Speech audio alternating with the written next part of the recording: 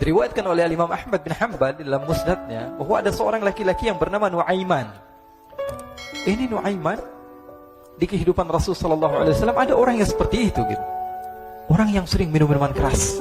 Rasulullah SAW marah, murka. Rasulullah kalau yang berhubungan dengan Rasulullah tidak marah.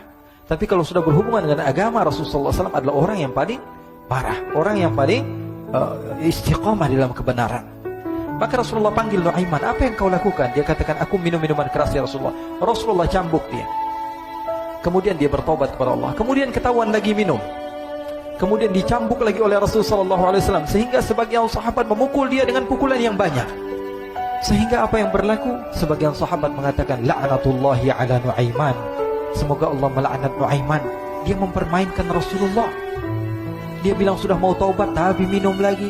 Dia bilang sudah mau taubat tapi minum lagi. Maka Rasulullah SAW mengatakan, la tal'anuh fa innahu yuhibbullaha wa rasulah. Kata Rasulullah, jangan kamu laknat Nuaiman, karena dia itu cinta sama Allah, cinta sama Rasulnya. Dalam riwayat dia dicintai Allah dan dicintai oleh Rasulnya Muhammad sallallahu alaihi wasallam. Ibn Majah menceritakan bahwa Nuaiman ini pernah suatu waktu diajak oleh Sayyidina Abu Bakar pergi ke negeri Syam. Negeri Syam itu di mana? Seperti yang diceritakan tadi, antara daerah Suria, Lebanon, Yordania, kemudian Palestina. Daerah seperti itu. Umumnya orang Quraisy pada masa itu, mereka memiliki rihlah berdagang, membeli dagangan ke Syam, kemudian dijual lagi di kota Makkah. Ketika itu Rasulullah SAW didatangi Abu Bakar. Sayyidina Abu Bakar mengatakan kepada Rasulullah, ya Rasulullah, saya mau izin ya Rasulullah. Mau apa? Saya mau ajak dua sahabat kamu ini ikut berdagang ya Rasulullah. Siapa kata Rasul? Nuaiman. Kata Rasulullah SAW, Nuaiman kamu mau ajak, mau ngapain? Biar seru-seruan aja ya Rasulullah. Kata Rasulullah, ya sudah, saya izinkan kamu bawa Nuaiman. Ketika itu Sayyidina Abu Bakar membawa Nuaiman sama satu sahabat namanya Suwaibid ibn Harmalah. Siapa namanya? Suwaibid ibn Harmalah. Ini sahabat Rasulullah SAW yang memiliki sifat yang berbeda-beda. Kalau Nuaiman ini aneh. Pernah Rasulullah SAW dibawain makanan banyak, dikasih Rasulullah, dikasih sahabat semua. Semuanya sudah makan, tiba-tiba si Nuaiman ini, sahabat Nabi Nuaiman mengatakan kepada Rasulullah, ya Rasulullah, ini yang penjualnya, tolong kau yang bayar ya Rasulullah. Makanan udah habis. Makanan udah habis. Rasulullah SAW bingung, saya yang bayar. Akhirnya Rasulullah katakan kepada sahabat, ayo keluarkan uang, kita patungan, kita bayar. Rasulullah aja dimainin, apalagi kita orang. Sallu ala Nabi Muhammad. Nuaiman diajak Sayyidina Abu Bakar. Kata Rasulullah SAW, benar kamu mau ajak Nuaiman? Iya ya Rasulullah. Diajaklah. Diceritakan dalam riwayat Ibn Majah, diceritakan juga di dalam Siyar A'lam Nubala, diceritakan juga di dalam Musnadnya Imam Ahmad bin Hanbal, dalam riwayat Imam Ahmad bin Hanbal. Maka diceritakan Nuaiman diajak oleh Sayyidina Abu Bakar. Sesampainya di negeri Syam, semua dibagi tugas.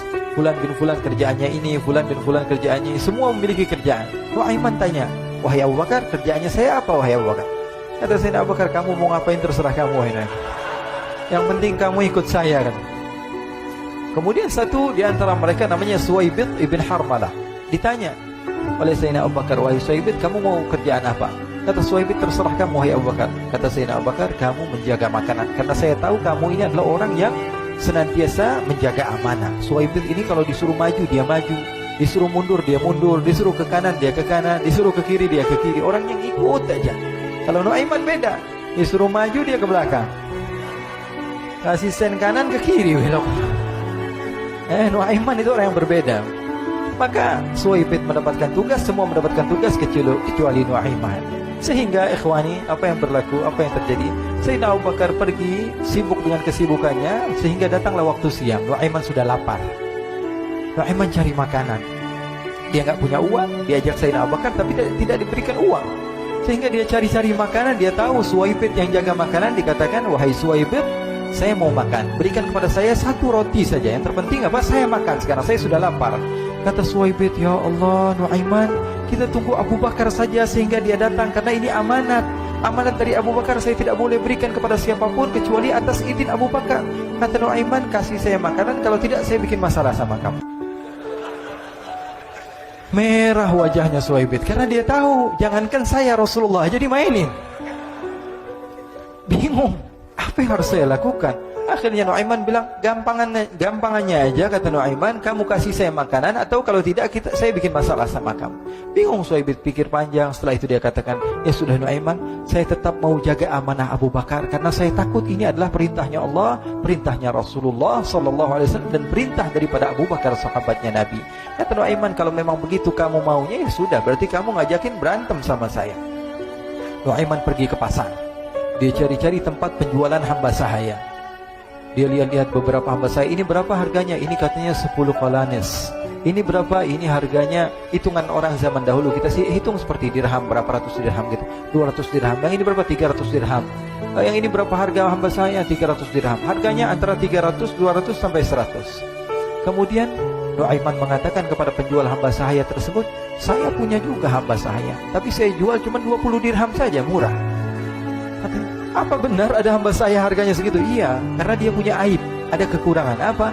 Nanti kalau kalian tangkap, dia bakalan teriak, saya ini bukan hamba sahaya tapi orang merdeka.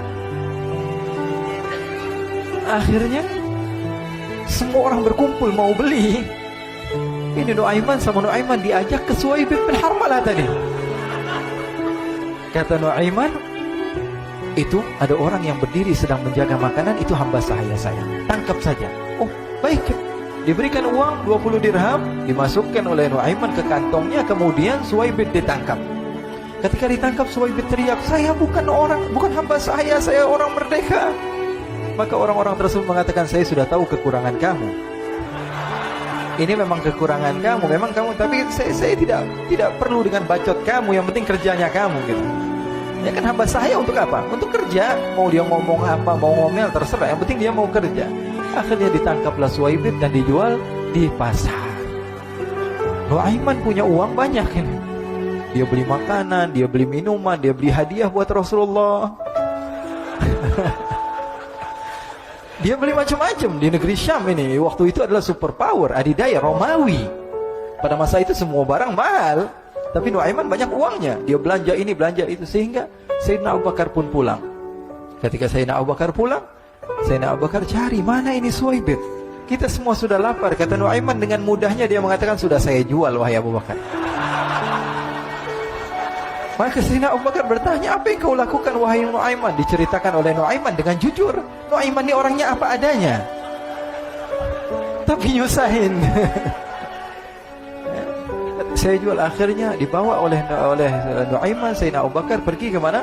Ke pasar. Lalu dibeli lagi oleh Sayyidina Abu Bakar As-Siddiq, Suhaib yang tadinya orang merdeka menjadi hamba sahaya sebentar, kemudian dibeli lagi oleh Sayyidina Abu Bakar. Pulang ke Madinah, kisah ini diceritakan di hadapan Rasulullah SAW. Maka perawi mengatakan, fadhahikan nabiyyu hatta badat nawajiduhu. Ketika diceritakan kisah Nuaiman tersebut dengan Suhaib, Rasulullah tertawa sejadi-jadinya, sehingga gigi geraham Rasulullah SAW nampak di wajah mata para sahabat. Sehingga perawi lain mengatakan, 1 tahun berlalu Rasulullah, setiap ada tamu yang datang kepada Rasulullah akan ceritakan kisah Nuaiman menjual Suhaib tersebut. Jadi ada ikhwani, jangan kalian kira Rasulullah SAW itu hidup di satu masa sahabat-sahabatnya itu seperti ustadz-ustadz yang khusyuk, yang kayak Habib bin Anis ini banyak. Bahkan ikhwani, mungkin di akhir karena masanya sudah habis, pernah suatu waktu Rasulullah SAW didatangi asyraf, delegasi dari beberapa negara yang ingin mengenal apa itu agama Islam. Sehingga mereka datang ke rumah Rasulullah SAW membawa unta, kendaraan yang ketika itu kendaraan yang paling mahal mereka miliki. Itu untanya yang paling mewah. Diikat di depan rumah Rasulullah SAW. Tamunya pun masuk, duduk bersama Rasulullah SAW. Di depan rumah Rasulullah SAW ada beberapa sahabat. Ada Sayyiduna Hamzah. Kalian tahu Sayyidina Hamzah adalah orang yang pemberani. Ada Sayyiduna Umar. Kalian tahu Sayyidina Umar adalah orang yang pemberani. Ada Sayyiduna Ali bin Abi Thalib. Ada Sayyiduna Sa'ad bin Abi Waqqas. 4 sahabat ini lagi nongkrong gitu depan rumahnya Rasulullah SAW, berjaga sebelum Allah Subhanahu wa ta'ala turunkan ayat wallahu ya'simuka minan nas. Ketika mereka sedang asyik duduk, tiba-tiba Nuaiman datang. Ini Nuaiman kalau datang pasti bikin sesuatu yang aneh. Bahkan dikatakan tidaklah Rasulullah SAW dalam keadaan bersedih, kecuali Nuaiman datang Rasulullah akan tersenyum. Jadi sebagian sahabat itu senang kalau sudah Nuaiman datang, pasti Rasulullah bahagia. Tapi ketika itu Nuaiman datang, ingin duduk bareng-bareng Sayyidina Hamzah. Sayyidina Hamzah katakan kepada Nuaiman, bercanda begitu. Nuaiman, kamu lihat unta orang datang dari luar Arab ini. Lihat, kata Nuaiman, ini besar banget, ini badannya besar gitu. Dagingnya pasti banyak. Iya nih, kalau kita sate enak nih ntar malam. Kata Nuaiman. Kata Sayyidina Hamzah, apakah kamu berani? Kata Nuaiman, saya berani aja asal kalian gak bilang sama Rasulullah.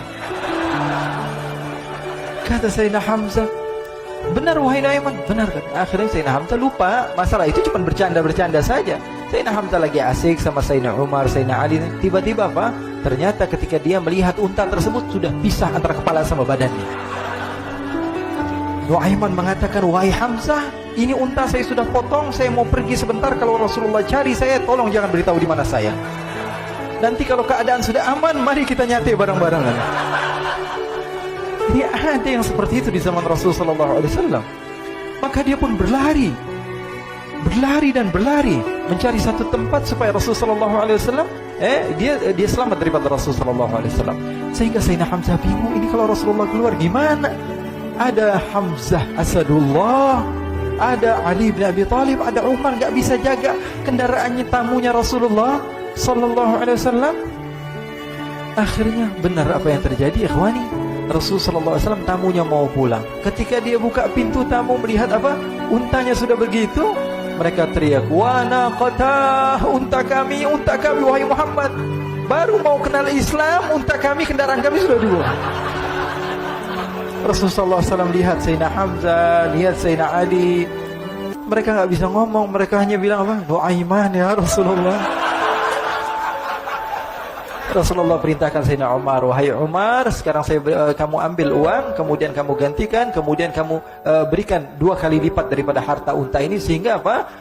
Agama Islam tidak didengar dengan sesuatu yang tidak baik di luar sana. Akhirnya diberikan harta, diberikan unta yang baru dan diberikan harta yang lebih untuk orang tersebut, sehingga orang tersebut tidak menjelek-jelekan agama Islam. Kata Rasulullah SAW, dan sekarang waktunya kita balas dendam sama Nuaiman.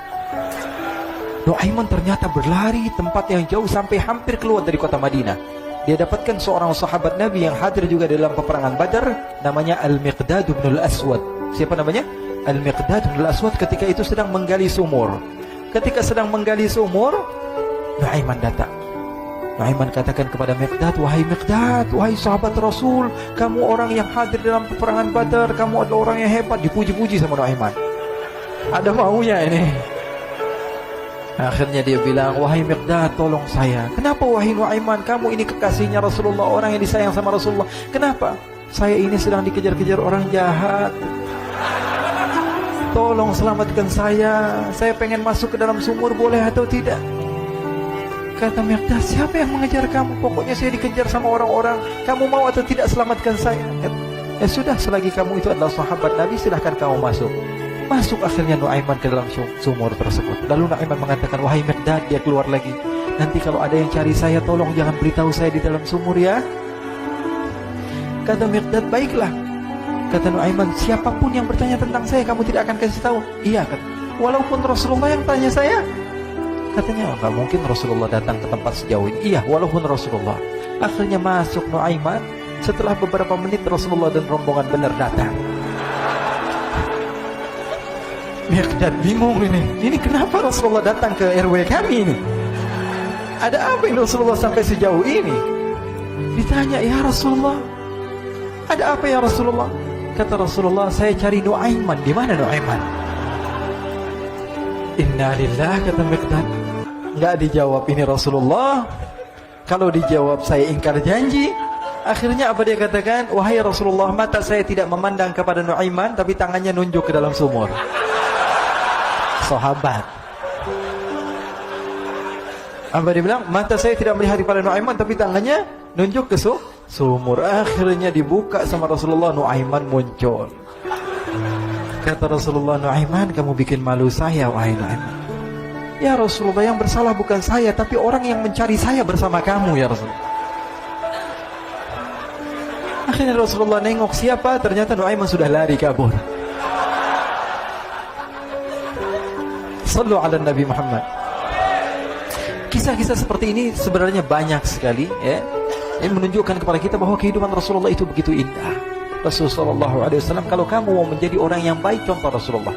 Mau menjadi bapak yang baik, contoh Rasulullah. Mau menjadi pemimpin peperangan yang baik, Rasulullah. Mau menjadi murid yang terbaik, contoh Rasulullah. Bagaimana akhlak Rasulullah. Mau menjadi suami yang baik, contoh Rasulullah. Dalam segala hal, apapun itu Rasulullah SAW adalah makhluk yang paling terbaik.